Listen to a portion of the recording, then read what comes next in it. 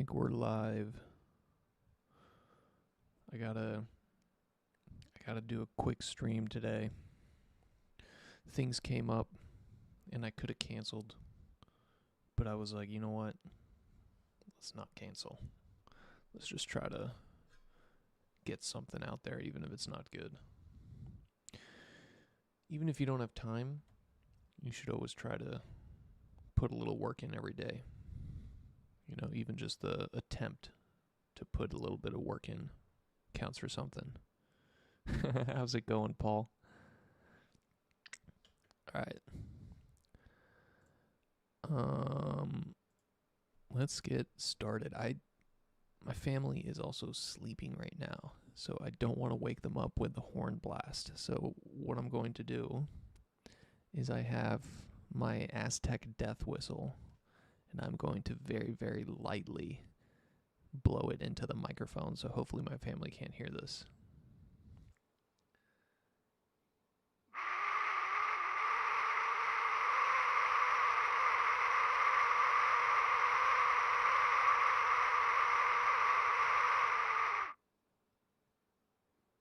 That was the Aztec death whistle. Alright guys, welcome to another Hoopo stream. This one's going to be called Cursor versus Codex. Ready to listen for 3 hours and not understand a single thing. You won't have to. Actually, this one is going to be pretty easy to understand, Paul.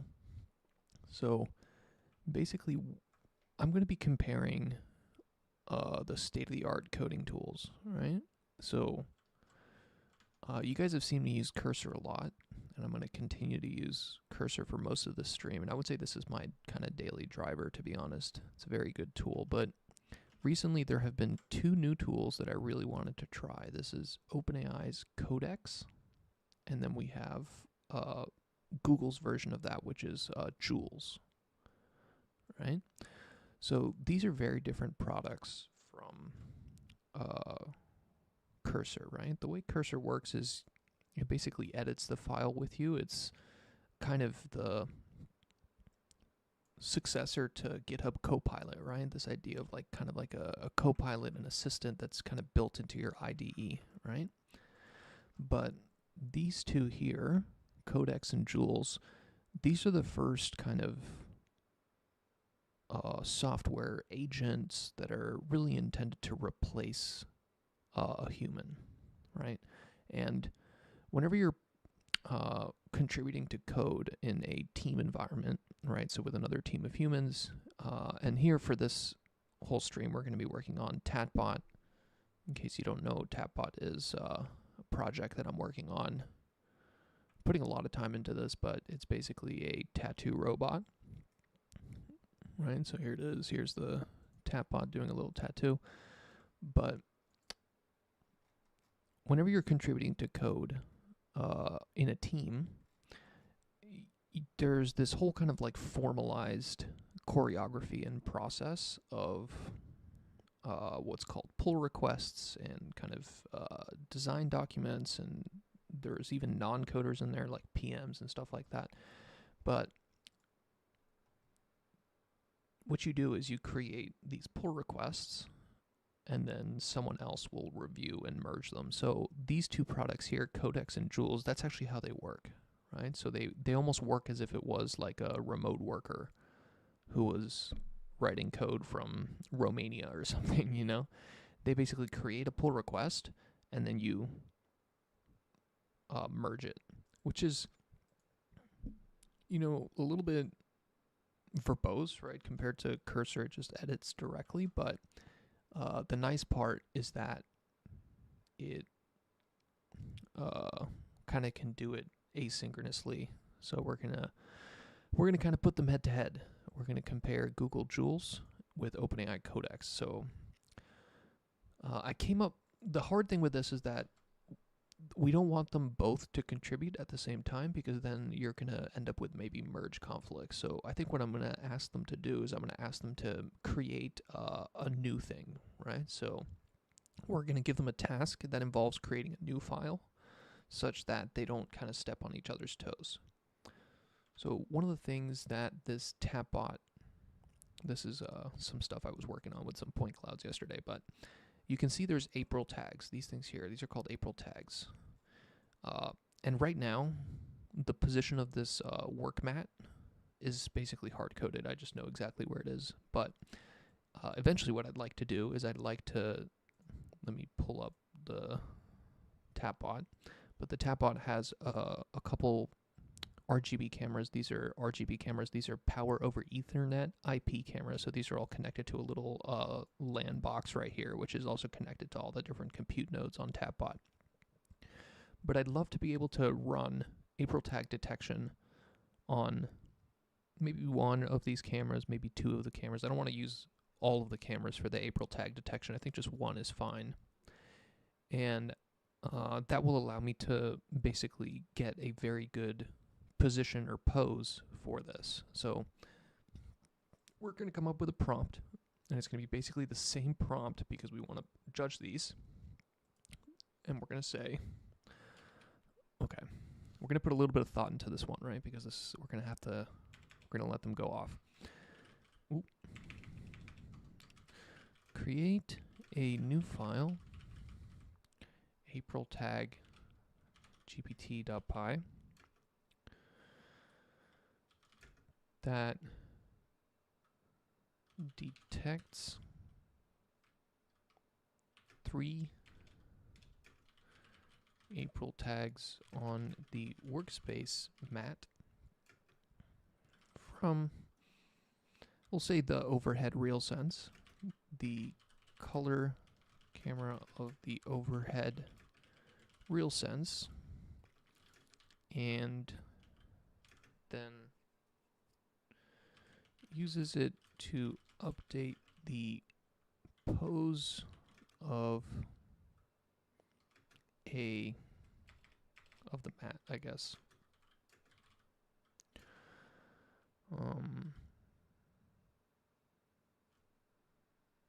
Make a minimal and new file that simply contains real sense April tag, or simply contains April tag code and uses Visor to visualize the results. I'm going to be purposefully vague about what April tag dependency to use, because that's really a big part of the project, right? So there's a variety of April tag Python. Most of the time when people use April tags, they're using it within a ROS context. So there's this one here, right? So there's a pretty good package written in C, I think it's C++, that does April tag detection. This is what pretty much everybody uses, but since our project is in Python, we want a Python-based April tag. And there's a couple of them. I think this is one I was looking at. Pupil Labs April tag. 123 stars isn't great. That's not something you want to see. They're still pushing to it. You see last month here, 5 years ago, so it's kind of an old code base, and they occasionally update it. So this could be a candidate, you know. It's pulled from this one, which says no longer supported. Okay, that's not good. This one has even less stars, so that's even more sketchy. Let's type April tag Python here. April tag Python. Ooh, here we go. No, this one says updated on the 2021. None of these are great. These are all pretty sketch. Ooh, pure Python version of April Grid, updated on 2023. This one's also a public archive. Dude, none of these are great. libdt April tags. Last time someone pushed code to this was 2 years ago. Okay, we're just not going to say anything. We're going to see which one they pick. So, create a new file, April tag that detects 3 April tags.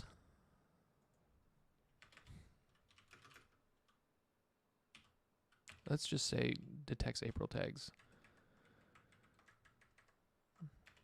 from the color camera of the overhead rail sense and then uses it to update the pose of the mat. Make a minimal and version of this that can be tested independently of tatbot py file, but that follows a similar style. Your file should,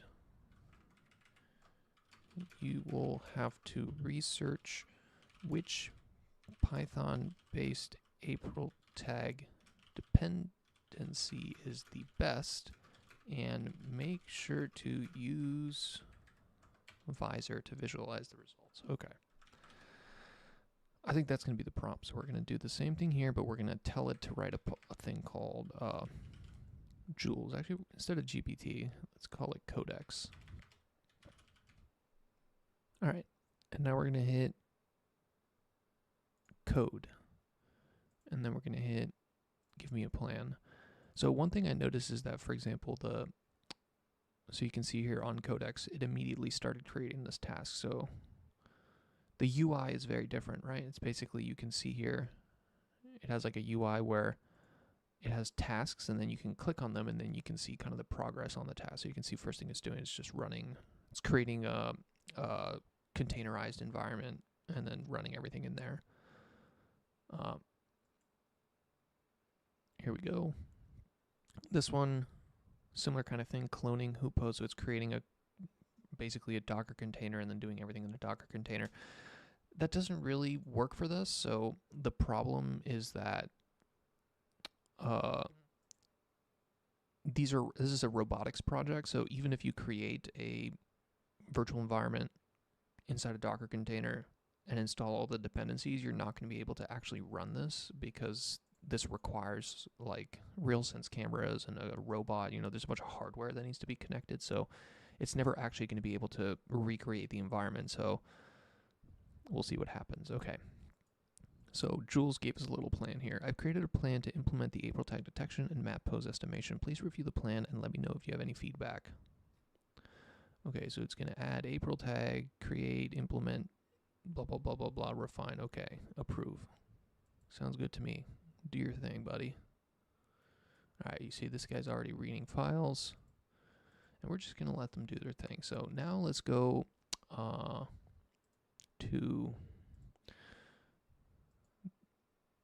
Cursor, and we're going to work on this. This is something that I thought we could work on with Cursor. So we're here in Cursor, and what I wanted to do, and let's add a little to-do here, just so we have it easy for us to reference, is right now the way that Tatbot works is it basically is doing one tattoo at a time, actually, which isn't, or one pixel at a time, and I want to start batching it, right, so that you can batch the IK as well. So we're gonna do this. This is gonna be the process. Split image into patches, use patch center and define a radius for it. Sample all black pixels in that radius, calculate IK for the batch. Okay.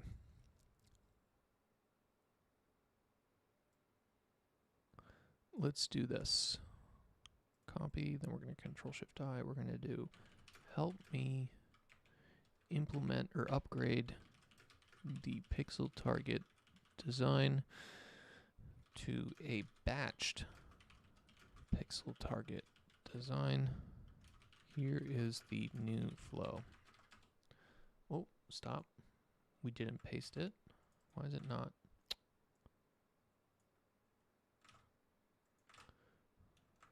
Paste. Stop. I don't know why it's not working. Copy.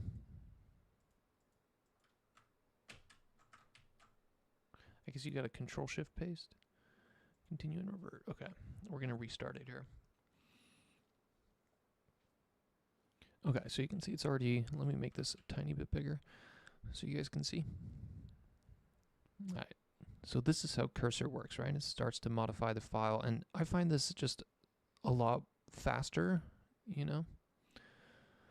Okay, so created a pixel batch data class. I have all my data classes are using this JDC PyTree data class, which is basically like a JAX wrapper over the Python data class, which allows you to use these objects inside JIT compiled JAX functions. So, all right, it's making a lot of changes here, so we're gonna have to look into these. So I don't like that it made like a new data class here. I would have just preferred that it modified this one, but let's see. List of pixel targets, radius, and center pose. Okay, that's fine. Batch radius. Converts to meters.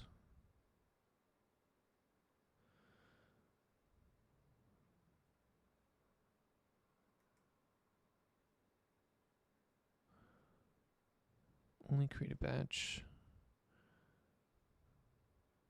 Okay, all positions for target, all positions MP array.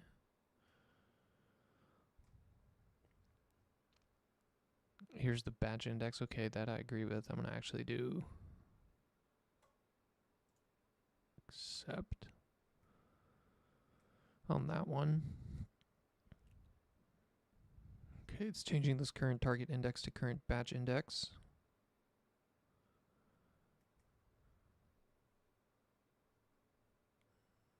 Okay. Float current batch standoff.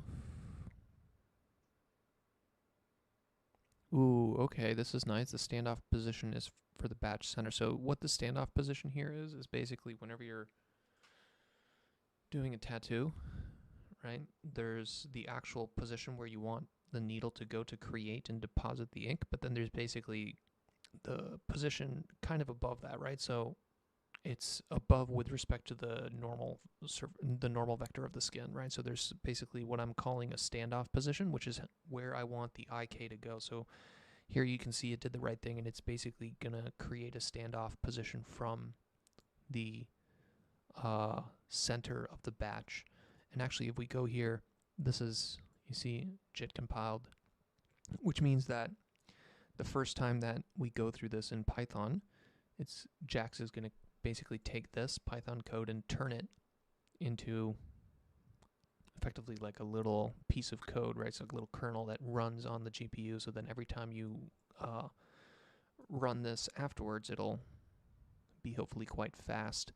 But there's a lot of optimizations that we're not necessarily doing here, right? A lot of times it's only fast if you're doing a lot of things in parallel, right? So whenever, right now I'm just calculating 1 pixel at a time, it's actually slower because you have to move stuff from your CPU and your RAM that's the memory that's connected to your CPU. You have to move it to the GPU, then back to the CPU, then back to the GPU. So that can be quite slow. So by doing it in batches like this, it's actually going to be useful that we're using JAX. Okay. Calculating poke position. This is wrong here. You see, it's just doing 1. Or no, current batch pixel targets current targeted. That's not right. Okay.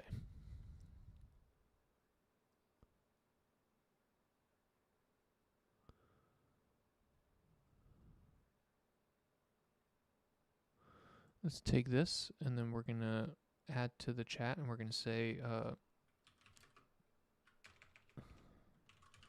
poke is a JIT function.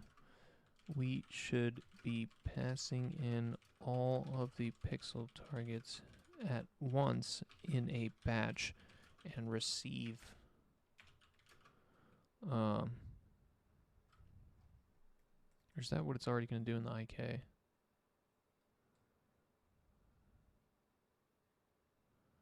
Receive the, let's just do that. Let's see what it does.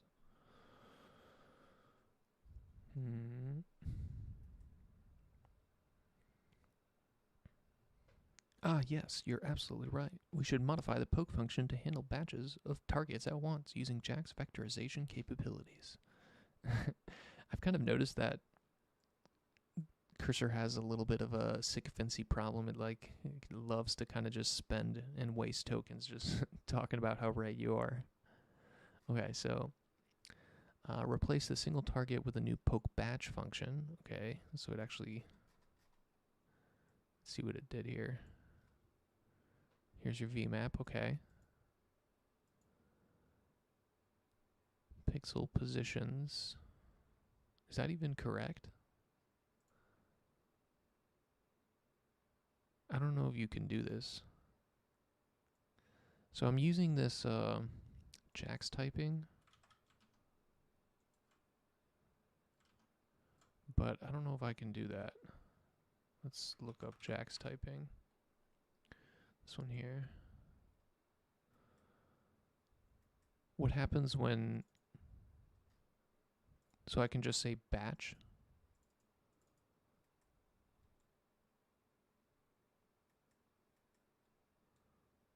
Is there any examples here? Docs.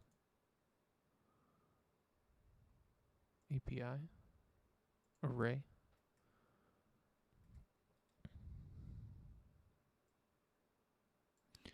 Prepend to an axis that it can match multiple axes.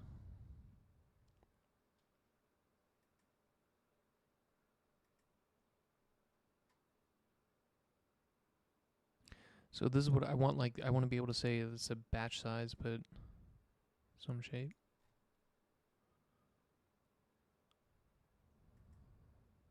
Jesus Christ. Ah, here we go. So you can just call it batch. Let's do that. So let's come here. See this N. Rather than call it N, let's do a little control F here, or control H. We're going to replace that N with batch. Okay. That's no longer the same one.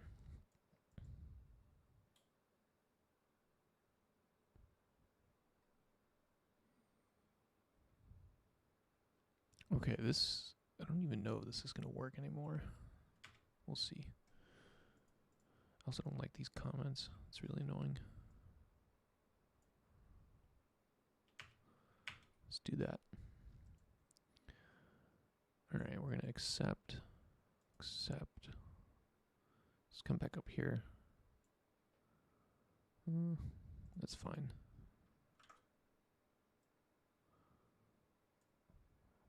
It really doesn't like this. Batch is undefined.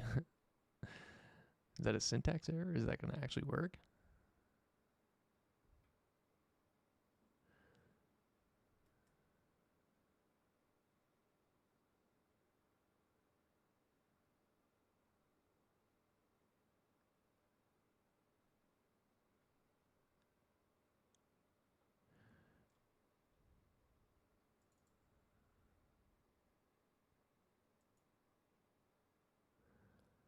Is this even correct?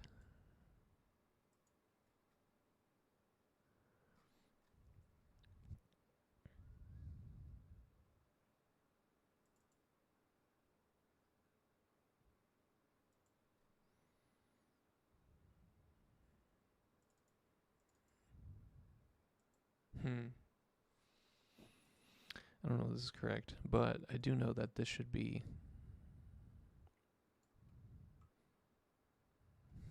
Okay, let's do this. Oh, we lost the chat. Let's go back. I guess it just applied everything. Okay. Let's go back up here.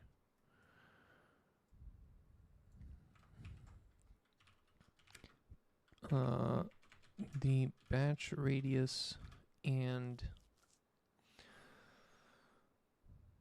the number of and the grid size of batch centers should be part of the config. batch radius should be, let's just do that, see what it says. All right.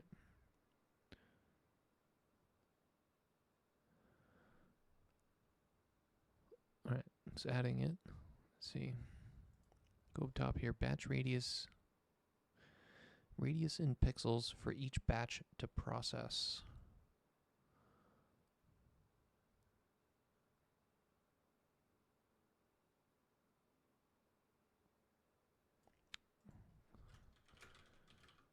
The batch radius should be in meters.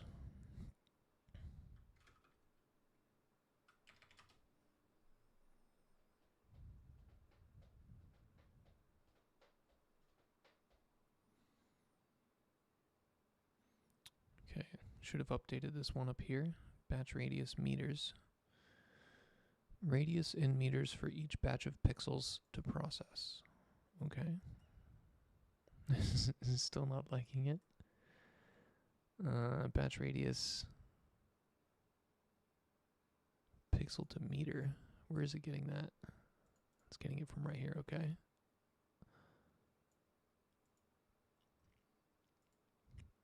Convert meter to pixels. Batches. Then it goes for the center in radius pixel to image height to batch radius pixel to. I don't know what the hell that is. That doesn't seem necessarily right. Convert center to meters. I really don't like this like quadruple nested for loop. That just feels bad. Feels like this entire thing should be put inside a JIT function, right? Seems like the right thing to do.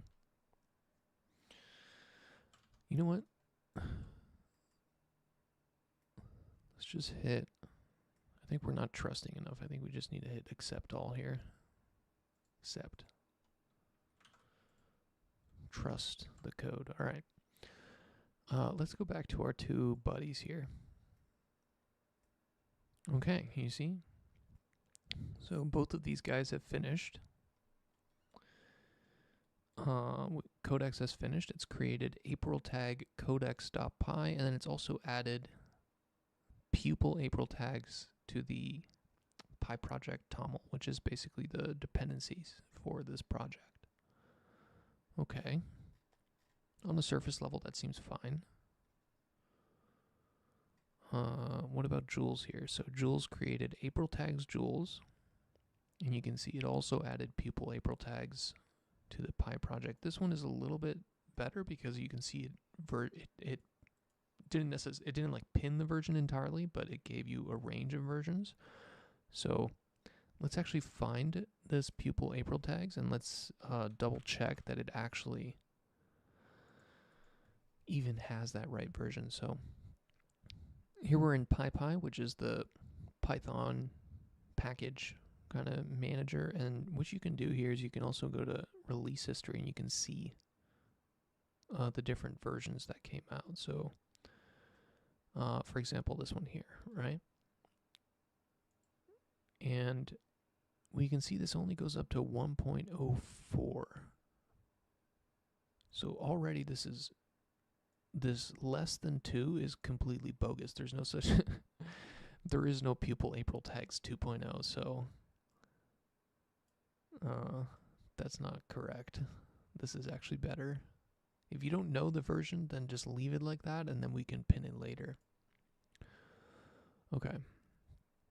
So here's the April tag Jules. Set up the logger.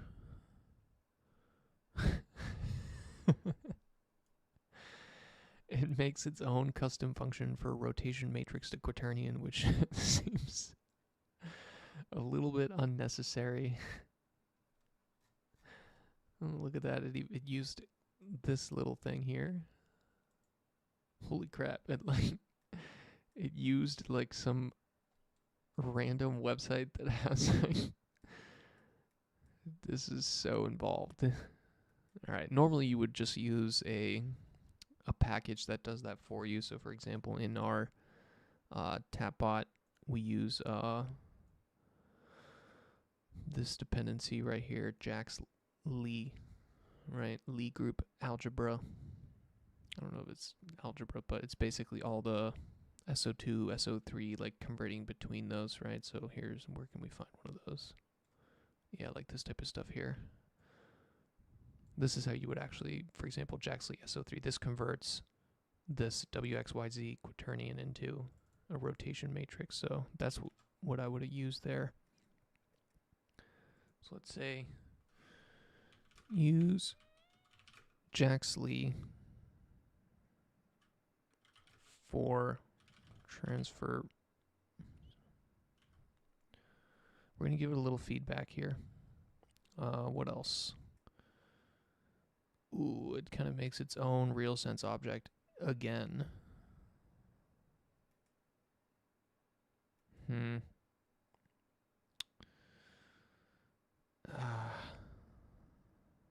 Look at what the hell is it doing here? It's creating the camera field of view from that. It's just doing so many things from scratch for no fucking reason. Okay, let's say assume a CV2 video capture from device equals 0. So we're going to get rid of that. We're going to get rid of the real sense because I think that kind of put it into, it just wanted to do all this crap with the real sense camera, but we don't actually really care about the camera. So let's go back here. Did this guy also do a bunch of real sense bullshit? This one's a little bit better.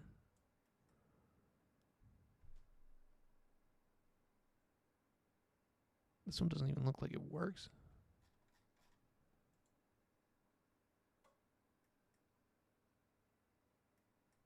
All right, let's tell this one.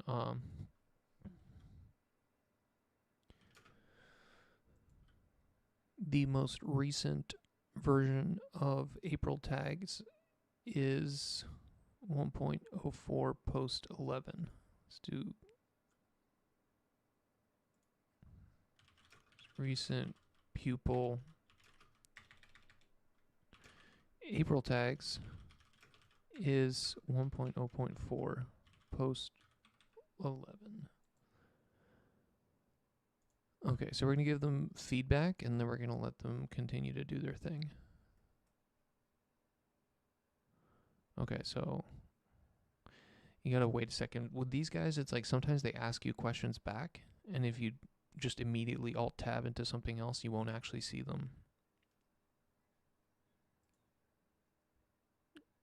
Okay, this is kind of weird. Every time you ask it to do something else, it goes through the whole setup again. So finalizing containers. So it's rebuilding this Docker container, recreating the virtual environment. I guess it kind of makes sense, right? Because if you think about it, right, OpenAI is paying for this Docker container that's running somewhere in their cloud, right? So like once they got to this point and they created the pull request, if I never came back to this until like later in the day, then they would just be paying for this machine that's just running in the cloud. So I guess it kind of makes sense that once it gets to a point where it needs to ask for your feedback, it basically kills the current container. And then if you give it just a little bit more feedback, then it goes and it recreates the container and reruns it. So how's it going? SHC and Krishnam S. I saw your SAM2 video and subscribed. Yeah, that's an old video, but I feel like it's probably still the state-of-the-art segmentation model. Thanks for making such detailed vids. I appreciate it. These vids are a little bit different. You know, I'm trying to change the format. So you see, look at that. I knew that this guy would have asked some clarification questions. Okay.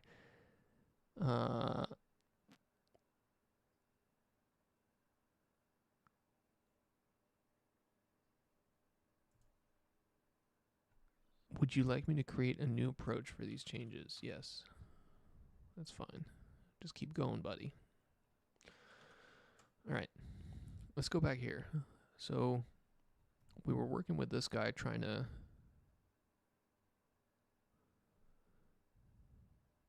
do this. patch radius. There's also one thing I saw in the visor examples. A visor is the kind of visualization front end. I saw this. I saw Plotly.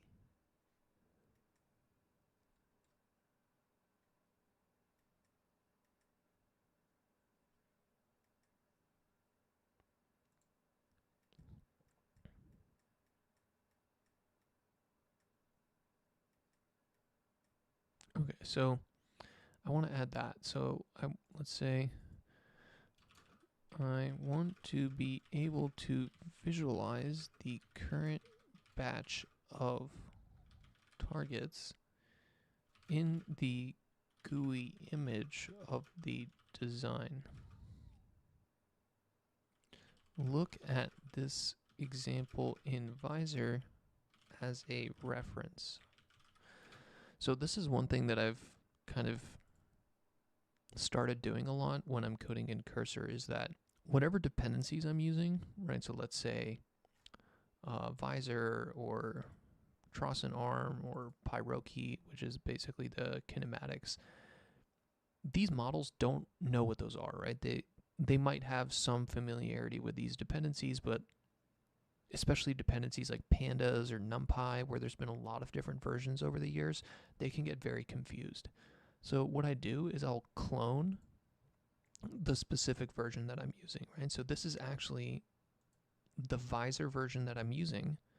So then I can always go into the examples folder and I can drag these examples in there. So I can basically put that right there, right? So I'm asking it to do something and then I'm giving it a, basically I'm showing it the reference examples from the Visor repo, which allows it to see the syntax exactly. And this is just something that I found that makes it a lot more consistent, right? If you ask it to do something kind of from scratch and don't give it any reference, it almost always just gives you garbage back. So we're going to do that. Let's go in Aries, Machete, Abimanyu, Yadav, and Sid. Do try Claude Code. I found it way better than Codex. Yeah, I haven't really tried Claude Code at all. I'm not sub to Anthropic. It was like the one that kind of got away at this point. But is Claude Code... I think Claude Code isn't visual, right? So it's not actually like this.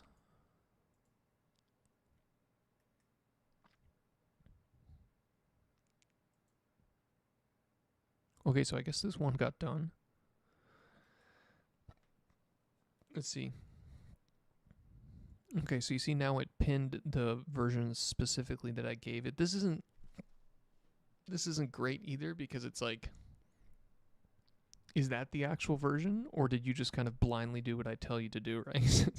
Sometimes it's like I want it to go to the internet and discover that this is the right version, right? I don't want it to just trust that I gave it the right version, right? I don't know if this Codex has like browser tools, right? I don't know if it can actually go on the internet. Okay. Let's just create this pull request.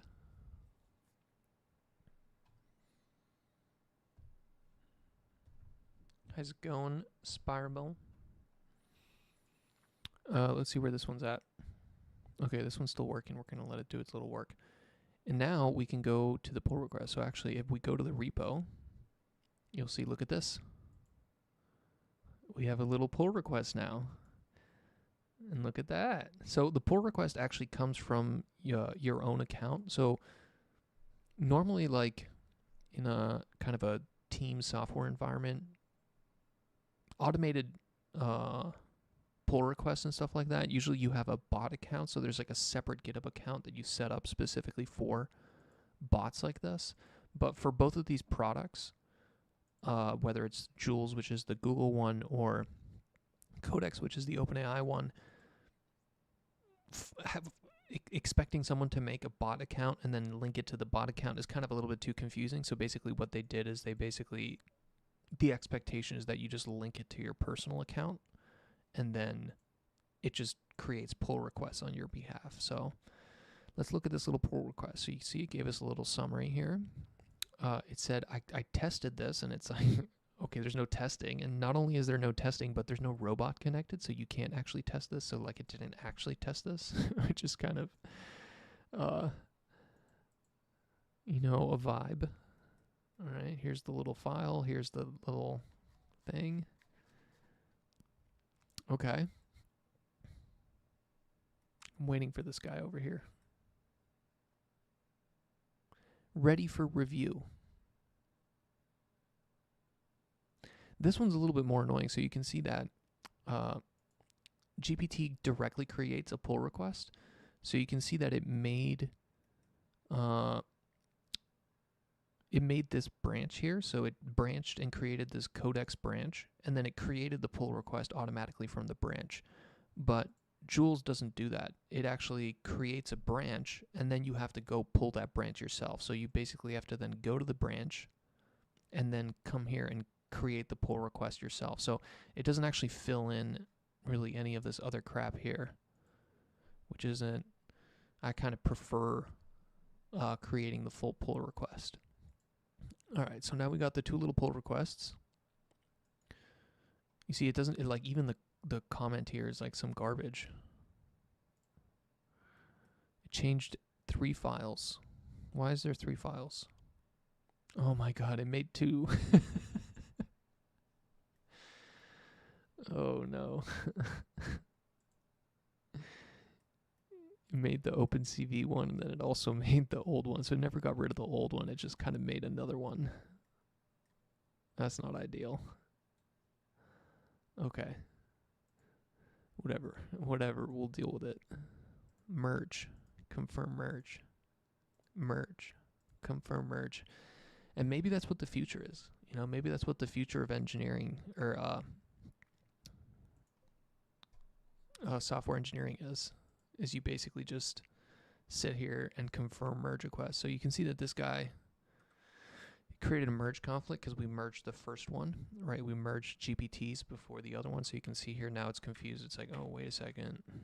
Which one of these is it? So we're going to actually do this. Oh.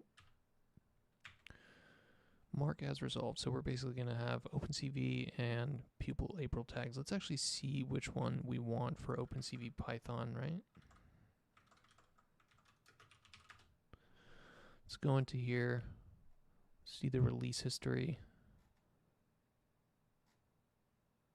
So 4.11 was released on January 16th. Let's try that one, 4.11.0.86.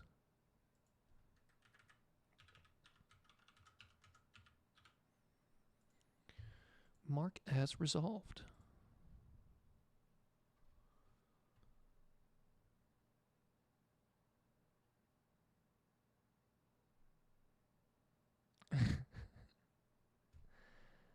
Sid talking about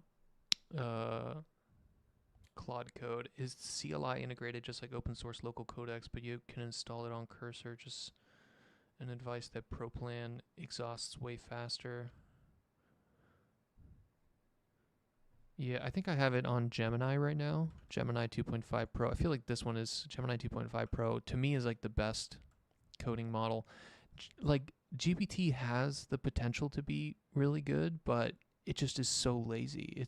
It's almost like sometimes unusable. It like kind of like it does all these like sloppy kind of like shortcut stuff that, I don't know. Gemini 2.5 Pro. It seems like there was probably some kind of post training step that OpenAI did where they basically discouraged it from creating too many tokens, right? It's like they have a lot of issues with a lot of customers, and like they have to pay for all this inference. So if anything, there's a lot of incentive in OpenAI to basically minimize the amount of tokens that are produced for any given query. So I think that they probably introduced a post-training step that basically gives it a bunch of RLHF, or maybe even RL at this point, that basically discourages long chain of thoughts. And whenever you have any type of code thing, it always tries to summarize, and like it says like, oh, fill in the rest of your code here, and it makes it kind of unusable. Versus Gemini 2.5 Pro, it doesn't seem to have that, right? Because Google just has so many TPUs, they don't give a shit. They're basically subsidizing all of it anyway, so it's just less lazy and it has no problem coding. So I think this one is the best right now. Mixing personal accounts with LLM agent PR seems like a great way to make a mess. Yeah, they're already messing up. That's why I asked them to do it in separate files, because I didn't want them editing my actual code. Aries saying the future of dev is a tedious conveyor belt monitoring service. Yeah, pretty much. Like, it seems like you're basically going to just spend your time going here and just reviewing pull requests from different agents. I noticed it too. Gemini 2 tends to create new files than editing old ones. Can't you just tell it to remove the old file? Save tokens, 50% waste tokens. All right, let's go back here. So we've kind of gotten it. Okay, so actually, we asked this thing, we were trying to get it to add, visualize the stuff in the batch. So what did it actually do? It created this visualize batch. Oh my god, I kind of hate this though. Like, this style is so gross. Like, just everything like spread out like this with comments. Oh my god, this is nasty. This is so bad. Design image. Okay, that's correct. And then here it should be updating.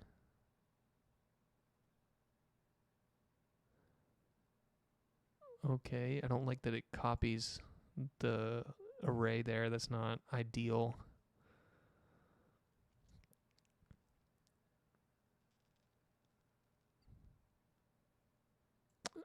I don't like CV2 as a dependency. That's a really heavy dependency for, I guess it's literally just using it for the circle. All right, I guess we're installing CV2. So here's the issue right now, is that we've made some changes here, but now we have two pull requests that we've merged. So the easiest way to actually do this is I'm going to git stash. So git stash is going to basically take all the changes we did here locally, and it's going to put them in a little stash. And then we're going to do a git pull. That's going to pull the changes that we did from the two coding agents, and then we're going to do git stash apply. And now we're going to reapply our changes. So the reason I did that is I didn't want to create a merge conflict, right? And this is something that I can see getting really annoying, is that once you like think about a future where you have multiple of these agents working for you that are basically going off and doing their thing, right? It's going to get very messy, right? Even just within humans, it can get very messy, right? You have multiple people working on the same code base. You always end up getting these kind of like merge conflicts, and like you end up getting these kind of like merge wars where you're trying to get a PR in, and you know that somebody else is trying to get a PR in, and then you want to put your PR before they do, because if you put your PR in first, then they're going to have to deal with the merge conflicts, right? So like it can get really messy really quickly. So already right there, you know, this is basically just kind of a preview of what coding might, some of the stuff that you'll have to deal with, which is just all these really annoying kind of merge conflicts when you have like 10 different agents pushing code at the same time. Okay, so first thing we're going to have to do here is we're going to have to install these new dependencies, okay? So let's come here. Let's do this. We're going to create a new virtual environment. We're going to source this new virtual environment. So you can see now we've created a virtual environment for this. And now we're going to install from this Pi project. I think you need the -R here. Okay.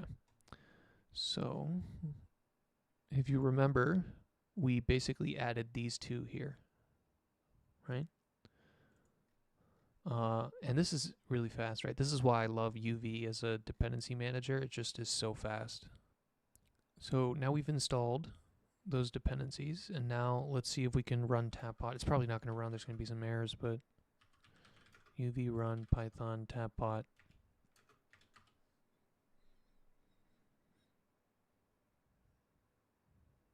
Damn, worked first time. All right. Cursor doing a good job there. Let's go here.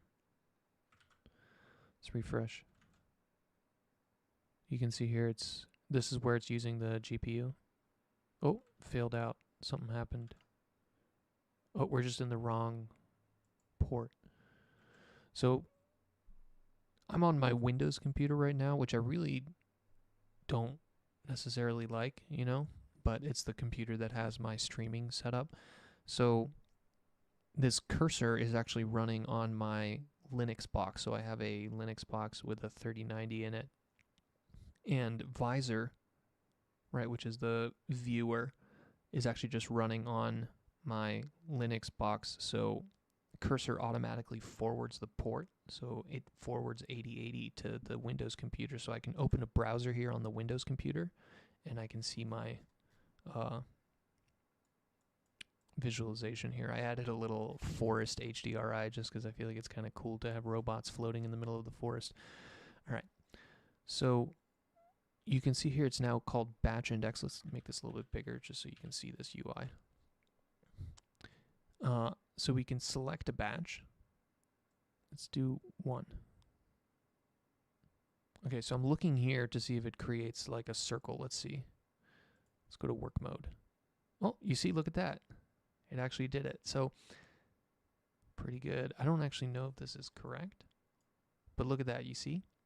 So it's going through the image patch by patch, right? It's now, rather than going to each individual pixel and calculating the IK individually, it's now going to a specific area, right, with some specific radius, and then all the pixels in that area, it's creating a batch of those, and then it's doing that entire batch at once. So that will effectively use our GPU and be much better. Damn, I'm really surprised that worked immediately. I was expecting that to not work at all, and I would have had to go through and debug a bunch of stuff, but it literally worked first time, which is kind of amazing.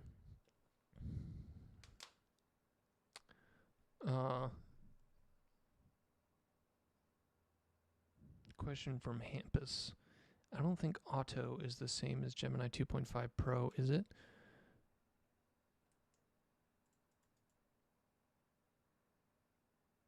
I think that I have it set. Let me see. So model, cursor model settings, disable fallback models, usage, so show usage pricing modal. There's like a menu. I like forget what the fuck the menu's called. It's really annoying. Oh, let's see if we go here. Cursor settings, model settings.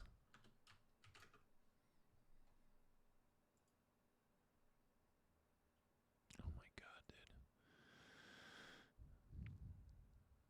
Cursor settings. Here we go. Models. Oh, look at that.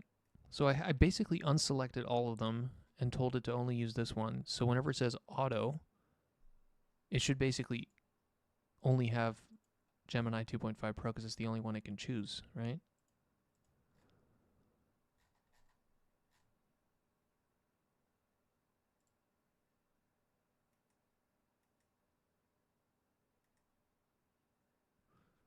Why don't we ask it? What model are you?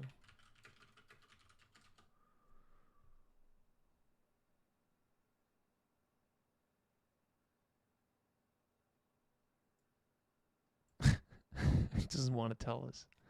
This is probably in its kind of system prompt.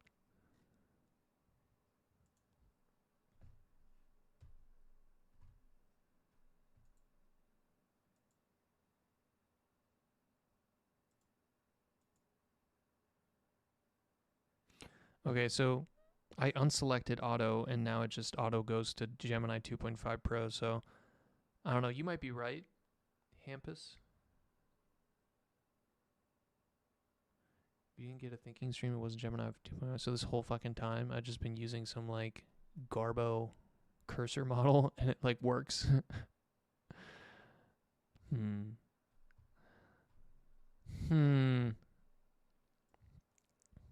right.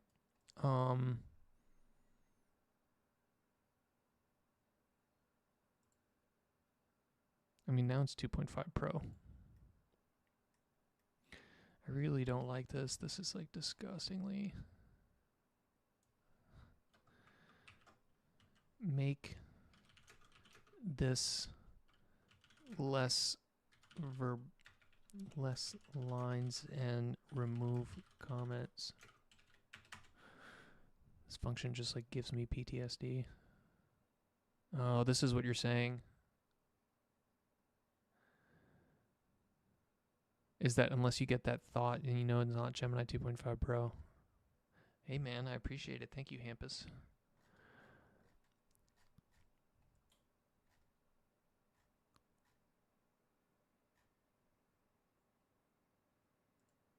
Okay, so now I made a shorter version of that, which is better because that original version was kind of unnecessarily long and gross. Okay. I should probably double check this code here.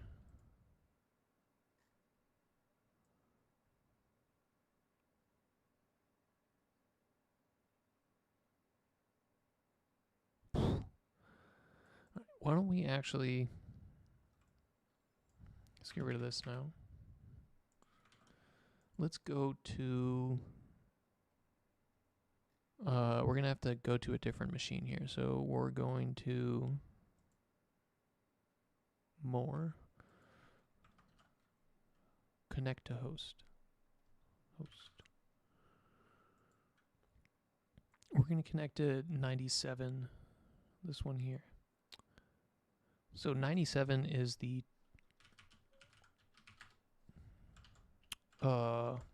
this machine, the Meerkat. So right here, there's a Meerkat Mini, and that's the actual machine that's connected to the RealSense cameras. So in order to check this April tag code that the two coding agents created, we're going to have to SSH into that one. So let's open... it's fine. It's going to probably ask us for our password again.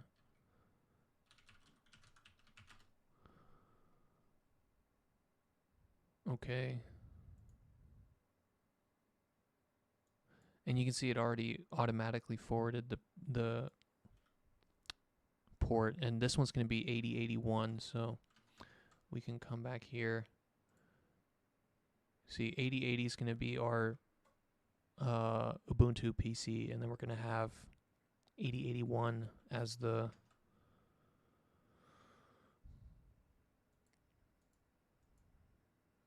not this one, we want this one. Okay. So let's go into tapbot. Let's pull, right, because we have a bunch of changes. Let's deactivate. Let's remove the current virtual environment. Let's also remove the lock file. So the lock file is basically like, hey, here's the specific versions that we're installing.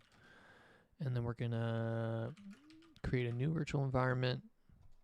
We're gonna source the virtual environment. And uv pip install -r pi project. This one might take a little bit longer.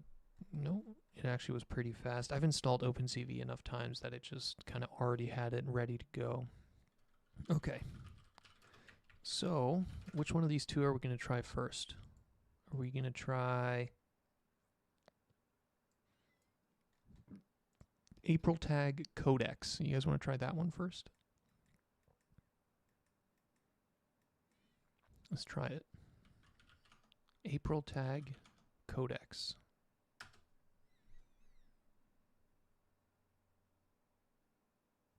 Okay.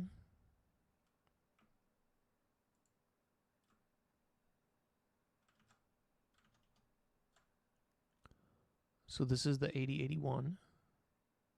It's an empty scene, which is fine.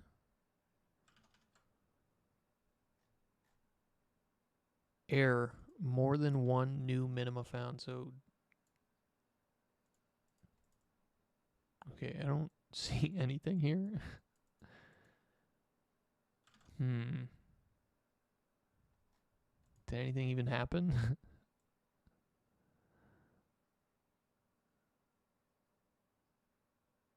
Alright.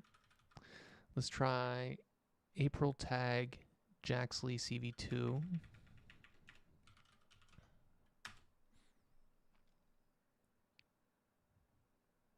No module named April tag, so it didn't even... You're telling me Jules just made up a dependency here? Import April tag? What? April tag dot detection option? It's just like made up this April tag dependency. Maybe let's try this. Let's do. We're gonna try to fix this. So I mean, this could just be completely fucked, but let's see. We're gonna give it the benefit of the doubt. We're gonna say import pupil April tags as April tags. Okay, so maybe that works. Visor server has no object attribute get URL. Did you mean get port? Okay, this is already starting to be very bad. You can see how it basically, it's just making up yeah, okay. Can't open camera by index. Attempting to open camera device. ls-dev video. So I mean there should be a dev video 0. You can see it right there. I think you can also do rs enumerate devices. So there is, these are the two real senses here. Okay, so just the fact that we had to do this dependency and that then it got this thing wrong has me really sketched out here. I don't think any of this is going to be right. Is this correct? Is there an add camera frustrum in visor? Let's go to the actual visor documentation.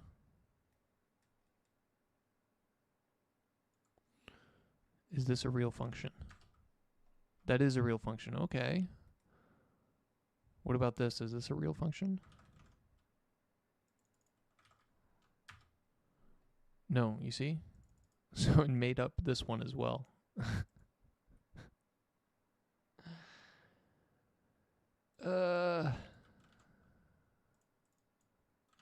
Let's see if Cursor can fix this.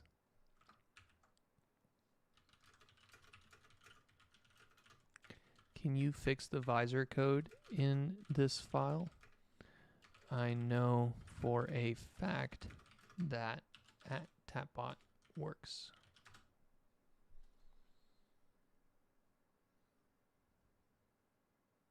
How's it going, Shivam? Where did the paper sessions go? I just feel like I was done with the papers, man. I feel like because you can now just feed papers into these things, like there's no point in doing paper reading anymore, right? It's like if you want to learn more about a paper, the best way to learn more is just kind of ask these models about the papers, you know? So that, and then also another reason why I feel like I'm switching to this new kind of more coding format is that the papers just, I had to in some ways prepare for them, you know, and then it also like, it wasn't necessarily, you know, at the end of the day, I'm not like a researcher, you know. I used to be back when I was younger, but nowadays it's like, you know, I'm more trying to work on ideas that, you know, I'm more trying to build rather than necessarily just like kind of read papers and kind of think and be more of an academic, right? I'm trying to be a little bit more of a builder. So if I can take the time that I was going to use for streaming and use it to kind of work on projects rather than just kind of like read a paper and talk about it, I feel like to me that's more useful. So part of doing these coding streams over kind of paper streams is there's a little bit of a selfish element there where I just feel like it's more beneficial for me to spend time kind of doing these working on stuff and kind of using coding tools rather than kind of just learning more and reading papers. So I know that it's not the same, you know, I know that like kind of coding streams generally don't have the same appeal as paper streams, but I'm okay with that, you know. I don't really make a ton of money off this anyway, so.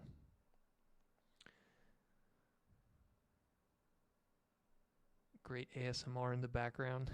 Yeah, I need to work on having a better ASMR voice. Oh my god, look at this. Look at this thing. What the hell? Transformation from camera optical frame? What?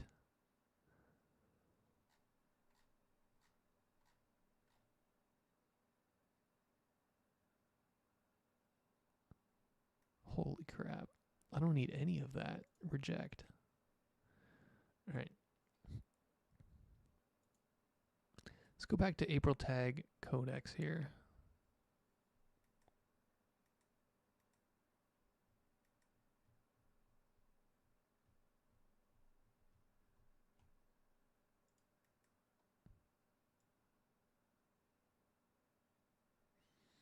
So already off the bat, you know this isn't necessarily correct.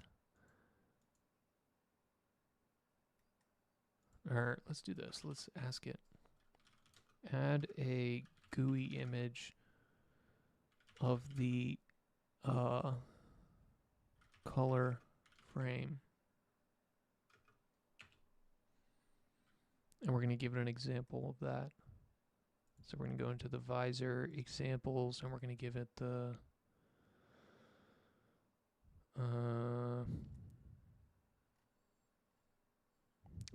I'm not even going to give it a specific example.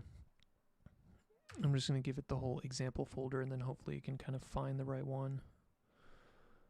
I'll start by reading the image example. Okay, and now it's going to add that GUI image handle, color image. Okay. Okay, accept. Let's see.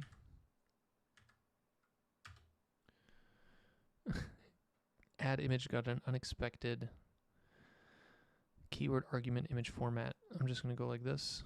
I'm going to select, and then I'm going to say add to chat, and then I'm going to hit enter. That's how you vibe code. Just solves its own problems. Okay. Confirm search. How about I auto search?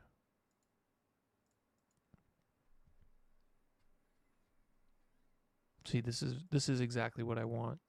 I wanted to go onto the internet and find, right? Go on the actual documentation and search for it, which it seems like neither of these did, right? The Jules one basically just completely made up a bunch of crap. Right? Like this is literally just all trash.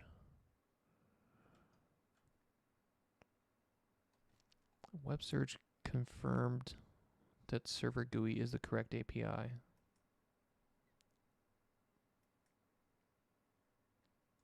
Okay. So what changes does it want to do? It just wants to get rid of that. Okay. Accept. Run. Got an unexpected keyword argument max width. 40 VW. What the fuck is that? rid of that. Did you mean image? Okay, we're doing some manual edits here just because it was taking forever. Oh, initializing RealSense. Oh, open. All right, let's see. Color image. And it's just this black square.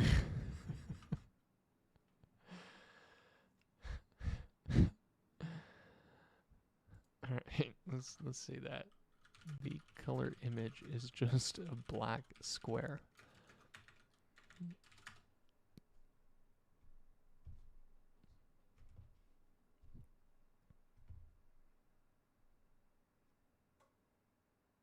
It wants to go back to set image. Okay, sure, buddy, we'll do that, and then you'll get the error, and then there you go. Okay. So now let's add that to chat. So we're going to add the error. See how it was confidently incorrect. And then we're going to say double check with the examples, and we're going to give it the visor example folder again. This is kind of what I was mentioning, is that it's just like these little models can be very confidently incorrect, especially with all these like dependencies that they don't really understand, you know, because there's like a million versions of them over the years, so like they just constantly change. So having the dependencies just ready to go here, so I can just drag and drop the folders in there, I feel like it makes them a little bit better. All right.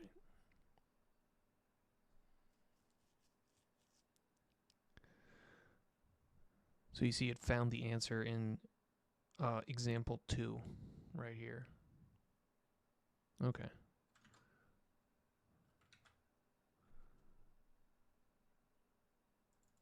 I mean, this is still just completely fucked. Color image is just black.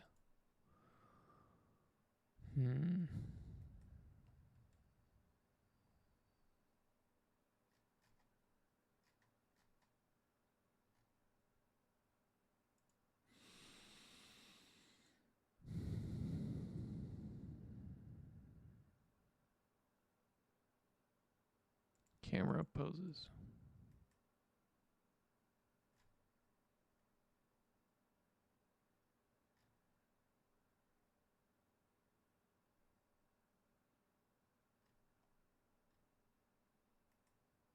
Is there not like a camera viewer of some sort?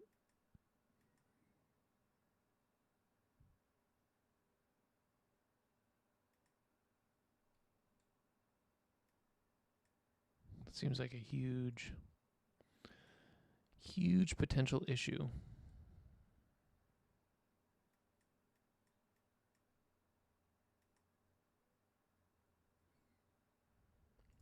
Still black square. Check the data types.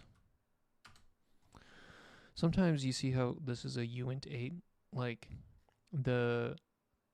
what's coming out of the RealSense color channel might be different than what the visor expects. Oh, actually, this is another trick that you can get. So you can say add a bunch of debug logs so we can verify. So you can tell the agent to basically just put a ton of logging everywhere, and that means that whenever it runs this, right, it'll basically, now there'll be like a log that you can give it, right? So if it can't figure out how to solve its own problem, you let it create a bunch of logs. Here you can see it's actually like just outputting the entire fucking image. But we can go like this, and now we add that to chat. So now it has that, right? It has the log. So the same way that you as a human, if you have logs, it's easier to debug. It's the same situation for these coding agents. Okay, so now you can see it's coming up with some kind of 500 IQ theory here. All right, solve your issues, buddy. Let's see. Let's figure out what you did. Look at this. Look at all this crap. It's like discovering the secrets of the universe over here. Yes.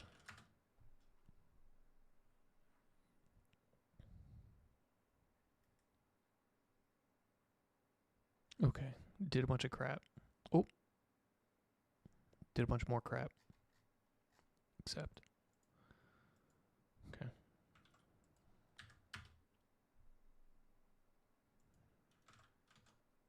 Oh, you see? Look at that. It solved it. Okay, where's the I don't want this print where it prints out the fucking whole image. Where's that? GUI image handle after create. I think this one here. Let's get rid of that one.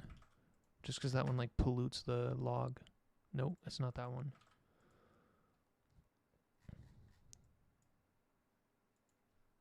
Get rid of the log that pollutes with these values.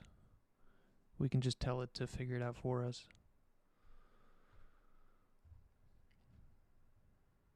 Accept. Go. Alright. Oh, look at that. We got it, guys. You see?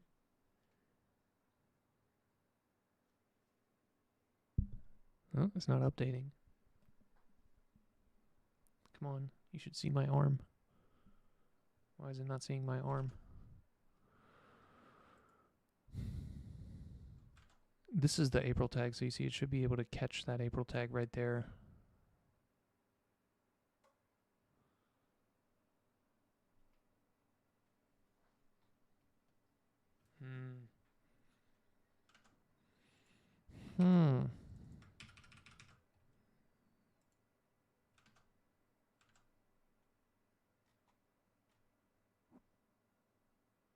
How much time do I have here? I have another 15.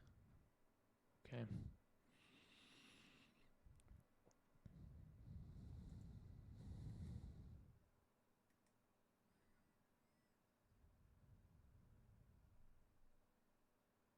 Okay. Let's remove the verbose camera logging. The image seems fine now. And add logging around the detections so we can debug that.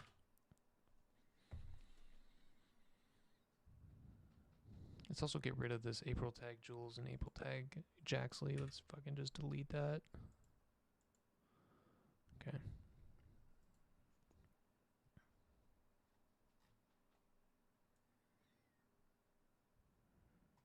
Okay, so now you can see it added logging over that. Let's run it. Okay, it's not detecting anything. Okay, so first thing we can do is we can angle the camera downward so I think it can get a better view. So let's angle the camera down. So I'm going to be changing this one here. So this is the overhead real sense right there, right? That little silver thing. I'm going to just basically angle it downward so we can see the April tag.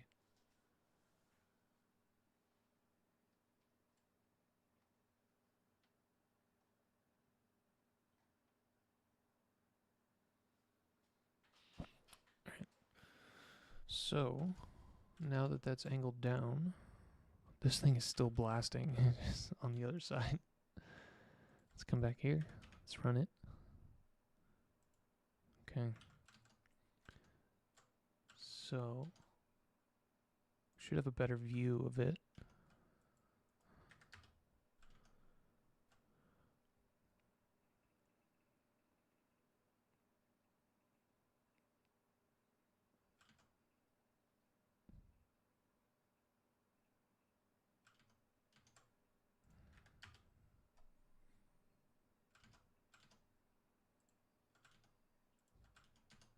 Alright, so now you see we very clearly have the view of the 3 April tags, but it's not detecting them. So one thing that could be wrong here is that April tags, there's different versions of April tags. So you see how here it says families tag 36H11.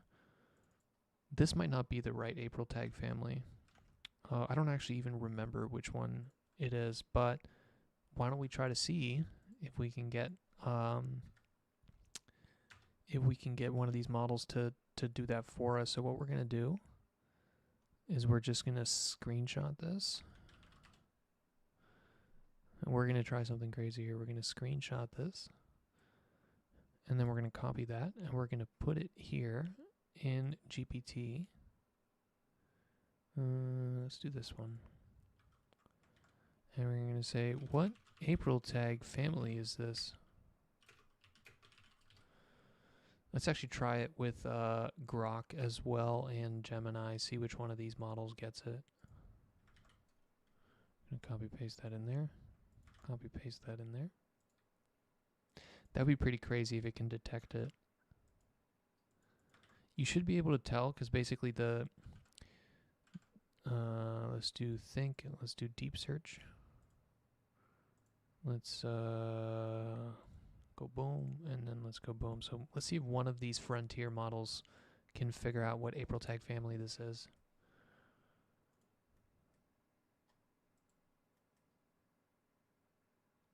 (41H12). Sounds like a hallucination.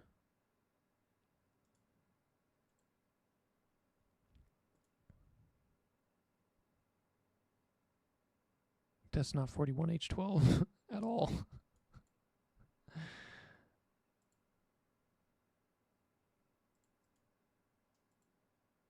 Yeah, that's not a 41H12. These are, I think these are probably 36H11s. No, they're not 36H11s. I think they're 16H5s. Yeah, I think these are 16H5. So that's the answer. So GPT basically just gave us a hallucinated answer. 30. Gemini gave us 36H11, which kind of makes sense. That's basically what the models assumed. It's probably the most common type of April tag, right? So basically it's like how many, the more pixels you have here in the April tag, the more of them you can have, right? So like if you've ever seen, for example, the like people use these for like camera calibration. So sometimes you'll see like in a factory setting, maybe the figure robot calibration. I saw it on there, but yeah, I'm never going to find it. But like in one of their videos, they showed like the manufacturing process for the head, and then at one point they have the head just like pointing at this like wall just filled with April tags. So if you have a wall of April tags, right, you're going to need one of these April tag families where you have, for example, 36H11, you can have up to 587 unique April tags. But for this TatBot project, right, like I don't need 587 unique April tags. I'm only going to use like 3 or 4 maximum, right? And the less pixels you have, the easier it is to detect, right? So the less kind of like pixels like this, it means that it'll be easier to detect from further away and faster to detect as well. So, okay, OpenAI gave us a hallucinated answer. Gemini gave us also hallucinated, but kind of more a slightly better answer, right? Because this is probably the statistically the most common type of April tag. And then let's see what Grok told us. Grok is still thinking. Oh, Grok gave us a slightly better answer. It predicted tag 25H9. Okay, but I think it's this one, tag 16H5.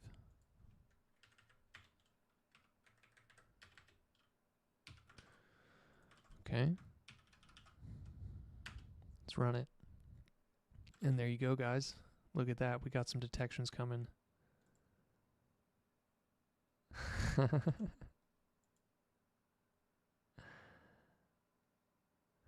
Perfect. Look at that. That makes me happy. All right. So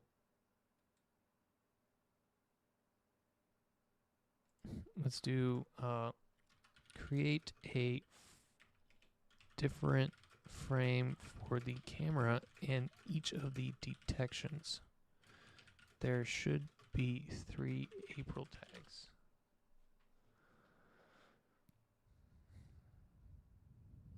Dude, I'm so glad you told me that I wasn't even using the right model, Hampus. Like this whole time, I would have probably spent the whole day just using this like Garbo cursor model, thinking that I was using Gemini 2.5 Pro, but I don't know, maybe I'm also calling it garbage for no reason because it was able to create the batch visualization for the DAPbot. Okay.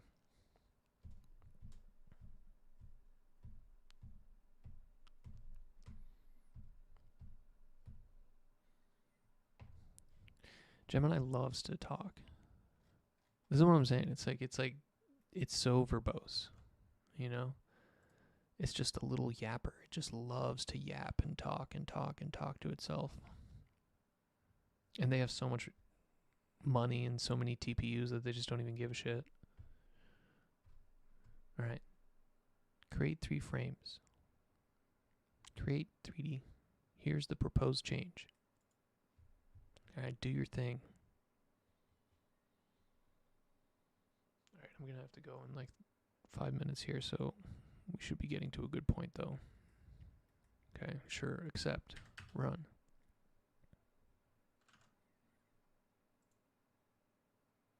Connecting.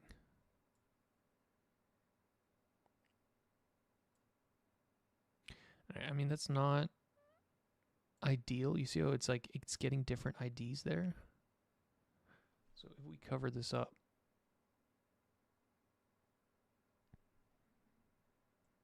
this shouldn't be that. I like the camera first run, but dude, what the hell's going on with these detections? They're all over the place.